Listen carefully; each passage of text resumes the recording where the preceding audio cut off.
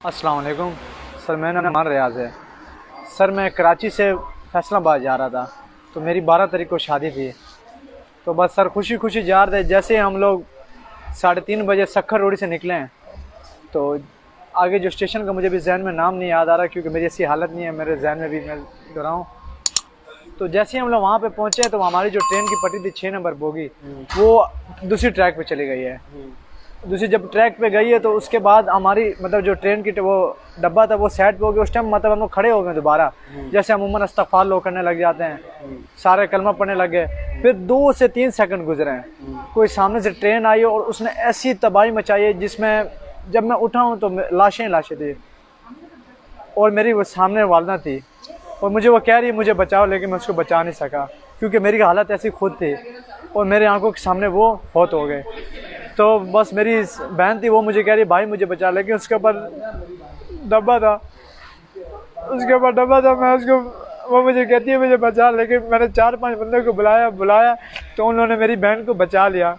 और आप देख सकते हैं मेरा पूरा ख़ानदान, मेरा तो ज़िंदगी में कौन अल्लाह तो है ही, लेकिन माँ बाप के बगैर कौन सहारा होता है।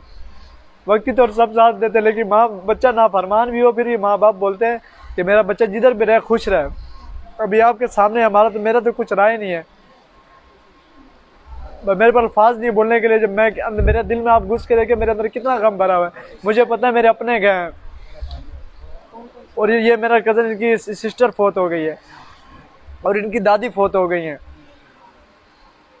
और भी काफ़ी लोग होंगे जो फौत हो चुके, लेकिन हर किसी का अपना अपना। लेकिन मेरे गिरबान पे जाके देखे मुझे कैसे माँ बाप मुझे याद आ रहे हैं। जब मैं घर जाता था मेरी वालदा मेरे सामने मेरे पानी लेके आती, बोलती थी बेटा कहाँ से आ रहे हो, आप इधर बैठो, खाना नहीं खाना, अभी कौन वो करेगा। हो चुके हैं 5 अफराद आपके घर के? जी 5 अफराद, और भाई और मेरी इसकी बहन थी, ये मेरा कज़न है, और मेरी अम्मी की नानी थी, मेरी परनानी लगती, वो फौत हो चुके हैं। आखिरी मैसेज क्या देना चाहते हैं? आखिरी मैसेज बस यही देना चाहते हैं कि आप जो देखने वाले हैं, बस जो अभी इन मामलात में जो बेचारे बच चुके हैं, वो इस जैसी कंडीशन में उनके लिए दुआ करें कि अल्लाह पाक उनको सेहतयाबी दे, और जो फौत हो चुके हैं उनके लिए दुआ करें अल्लाह पाक उनको जन्नत में जगह दे।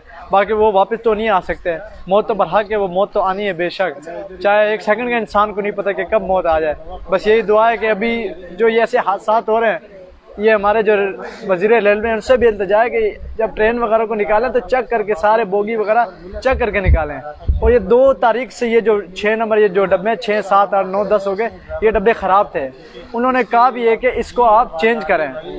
ये हमारे चाचू हैं, ये 2 तारीख को लोग जा रहे थे, इन लोगों ने शिकायत भी की है, लेकिन उन्होंने कुछ हल नहीं किया, एक्शन कुछ भी नहीं लिया बस। और हम लोग 6 को गए और हमारा नसीब में था। एक तो मुकद्दर की बात होती है, अल्लाह ताला का इरादा होता है तो तब जाके हर काम होता है, लेकिन हमारा ये काम है कि हम तो अपनी एहतियात करके निकले ना। एहतियात नहीं होगी तो फिर तो जारी बात है, हादसा तो होएगा ना।